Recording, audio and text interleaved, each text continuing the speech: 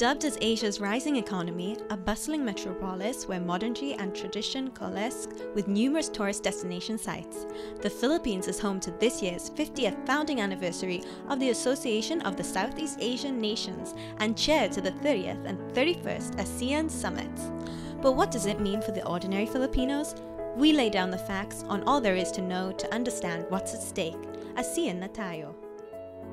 Magandang araw, Pilipinas! Matapos ang ilang buwang preparasyon, nangyari na ang isa sa tatlong mahalagang pagpupulong ng mga leader ng Association of Southeast Asian Nations, or ASEAN. Today in our episode, we will bring to you the highlights of the 30th ASEAN Summit that was held last April. Magandang araw, I'm Margo Madridta. Ako naman si Chris Ablan at ito ang ASEAN na tayo. Kung matatandaan natin, Margo, starting April 25, nang isa-isang dumating sa bansa ang matataas na opisyal ng ASEAN member states, maging ang officials and delegates ng ASEAN Secretariat para sa mga meetings na dadaluhan nila at bilang paghahanda na rin sa pagpupulong ng ASEAN leaders. Yes, that's right, as said Chris, and the meeting started last April 27. Among the first meetings that were held at the Philippine International Convention Center are the BIMP-IAGA Senior Officials Preparatory Meeting and the meeting of the Committee of Permanent Representatives to ASEAN. Para sa mga naging kaganapan sa unang dalawang araw ng 30th ASEAN Summit, panuruin natin to.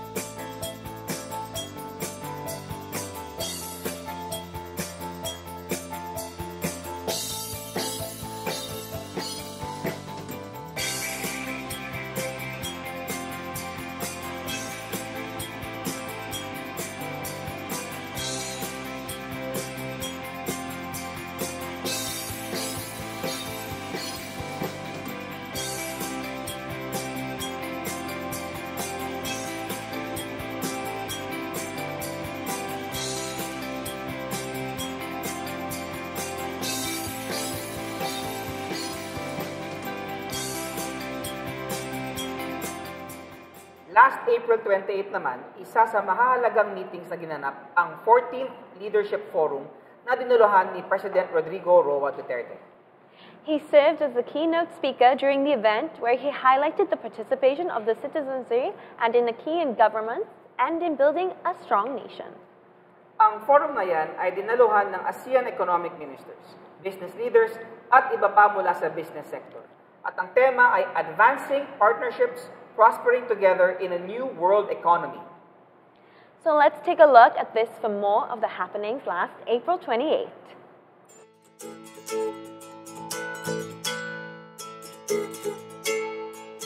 This event and the ASEAN theme Partnering for Change and Creating Prosperity for All is the most important thing to my mind, that ASEAN has to achieve.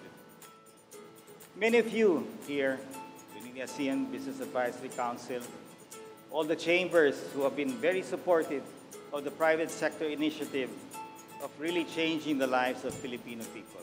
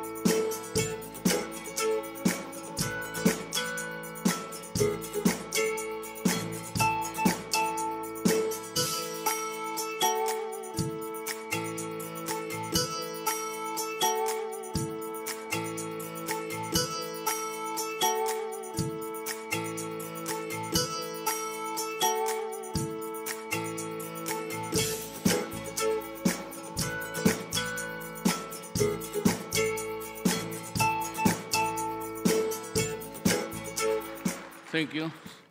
Citizen participation is a key in governance and is the bedrock of any strong nation.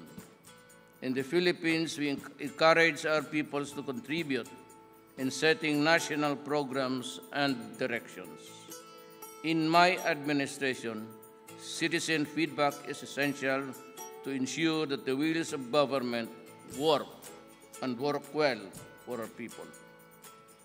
Getting our peoples to own the ASEAN story as their story and to see their future in the ASEAN future would be among the focus of our efforts.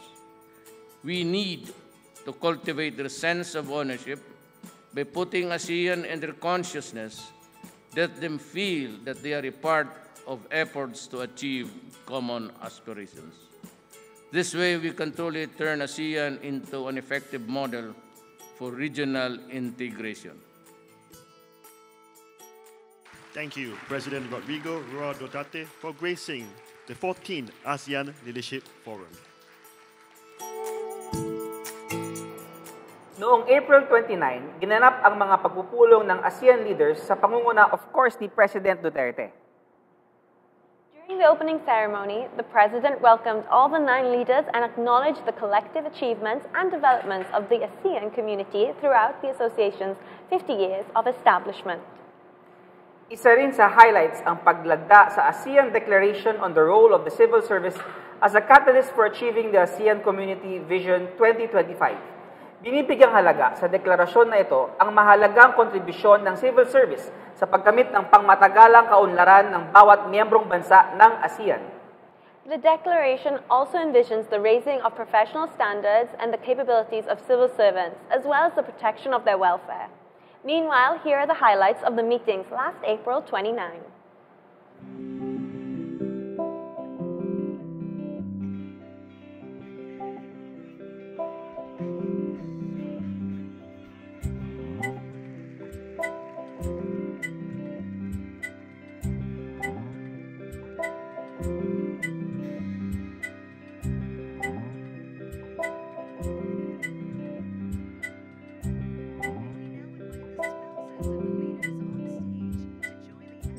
Your Majesty, Excellencies of the ASEAN Heads of State and Government,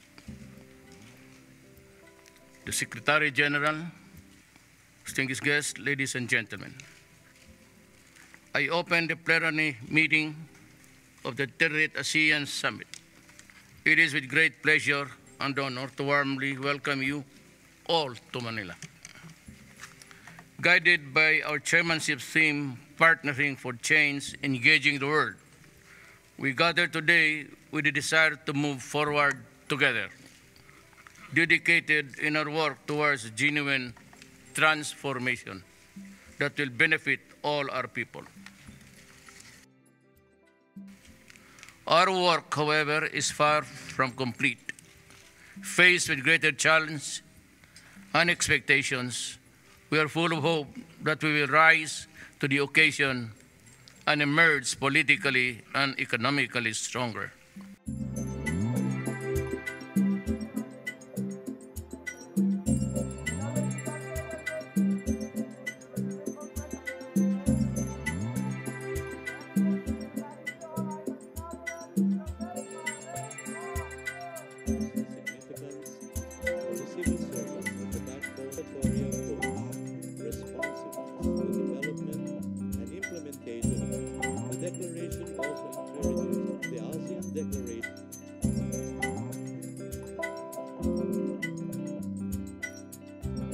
Vision 2025 is now concluded.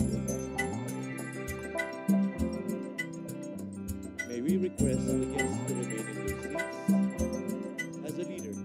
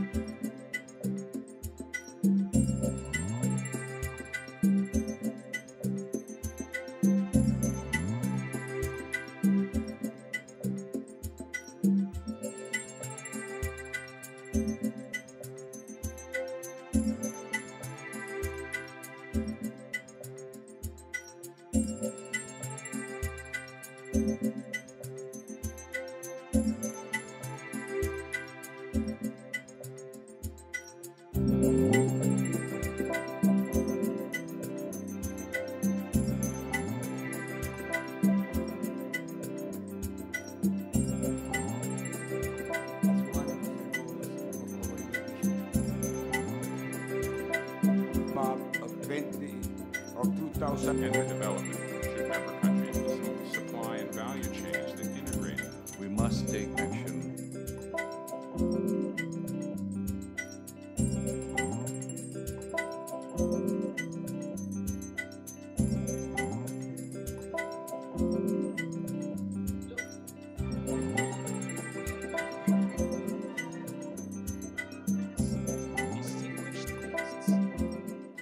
I would like to propose a toast. Water would do.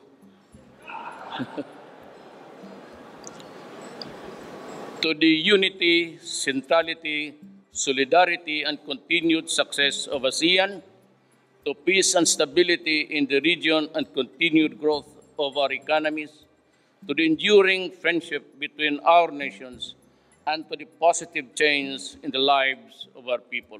Mabuhay!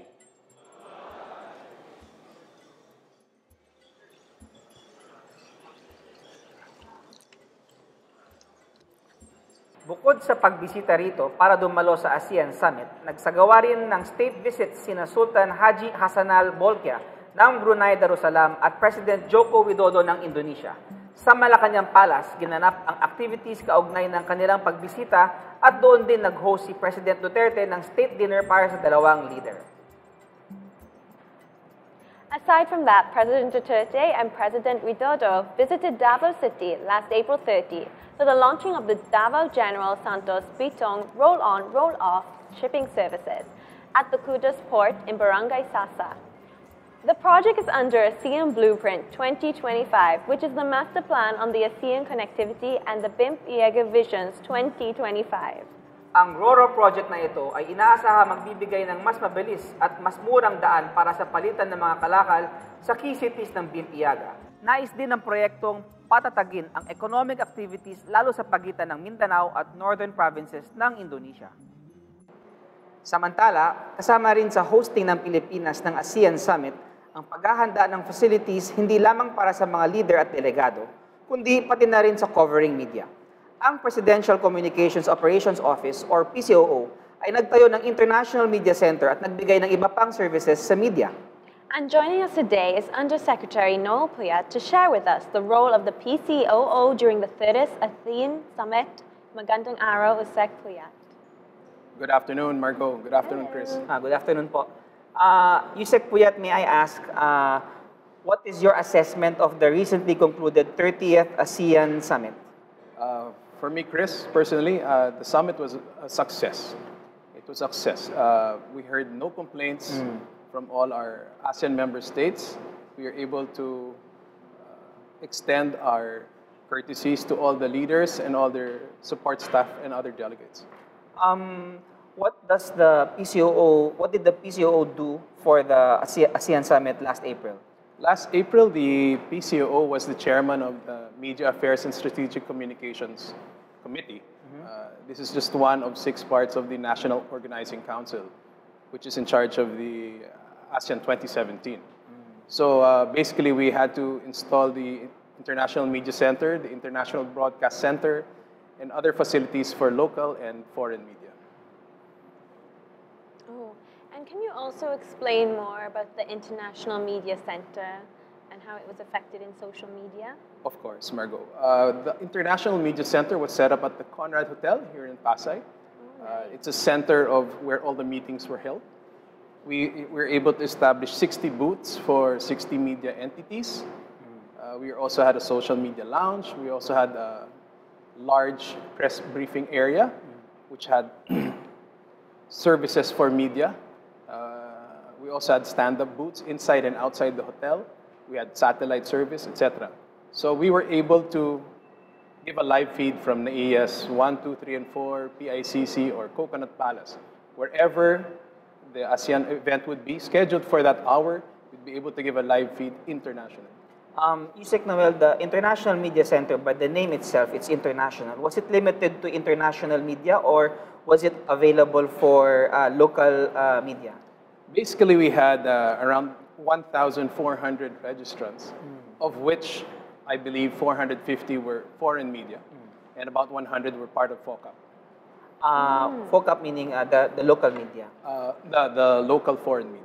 Right. They have their own association. How about new media representatives, social media? Were they present at the... Yes, at that time, we also had influencers, social media influencers, who were also registrants. This year, your registration would be done online. So the PCO also gave the registration credentials to the participants. Yeah. So if you'd noticed, online, we'd also have Facebook Live on, I think, 17 channels, 17 accounts. So yes, they were very, very busy. Oh, that's good, because everyone's about being a millennial now, and of course we want to reach out to a younger audience.